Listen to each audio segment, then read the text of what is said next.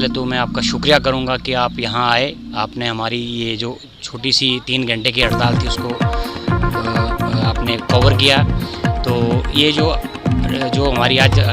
3 घंटे की हड़ताल थी वो इस गर्जोगाइज से थी क्यों ना कि हमारी 4 जो डिमांड्स थी जो काफ़ी अर्सा 4-5 साल से, एक तो हमारी DPC नहीं हुई, एक हमारी फार्मासिस्ट एसोसिएशन की जो रजिस्ट्रेशन है वो नहीं हुई, तो ओल्ड पेंशन स्कीम जो लागू, जिसके लिए हम गवर्नमेंट से बार बार इल्तिजा कर रहे हैं कि जो हमारे नए मुलाजिम लगे हैं उनकी पेंशन स्कीम होनी चाहिए उनके लिए। तो चौथी हमारी 2211 में जो 6-6 महीने से मुलाजमों को पे नहीं दी गई, उनके घर कैसे चल रहे हैं, उसके लिए हमने हड़ताल की थी। तो उसके लिए हम अभी धरने पे बैठे हैं कि यहाँ पर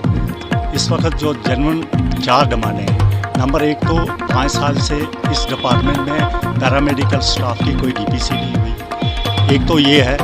उसके जो रूल रेगुलेशन अप्रूव्ड हुए हैं, चीफ सेक्रेटरी के टेबल पर पड़े हुए हैं, वो फाइल कम से कम 4-5 महीने से वहाँ पर पड़ी हुई है, उसको अनदेखा किया जा रहा है। उसके लिए पहले भी हमारा थोड़ा पूरा डिस्ट्रिक्ट हेडक्वार्टर पर और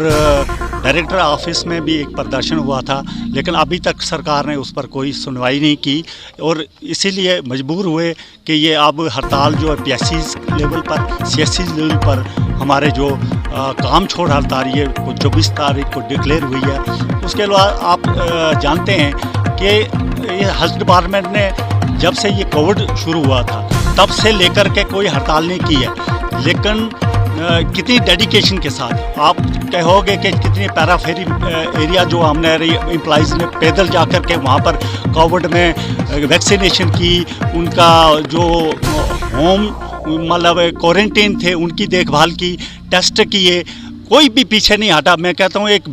डेडिकेशन के साथ पूरी एक आर्मी की तरह ये जंग लड़ी गई एपिडेमिक के साथ, और आज हालात पूरे मुल्क में सामान्य हैं। कोविड-19 का जो केसेस हैं अब सामान्य हैं, लेकिन सरकार को इतनी शर्म नहीं है कि कब से हमारी डिमांडें ये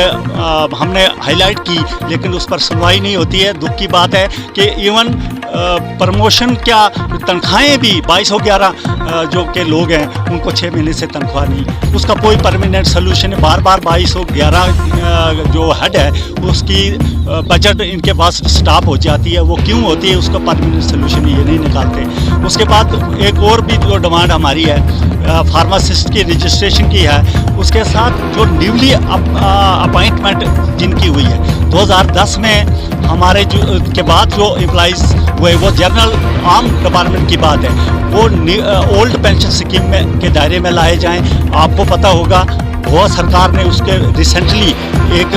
फैसला किया है, गोवा स्टेट ने, कि वहाँ पर जो न्यू पेंशन स्कीम थी उनको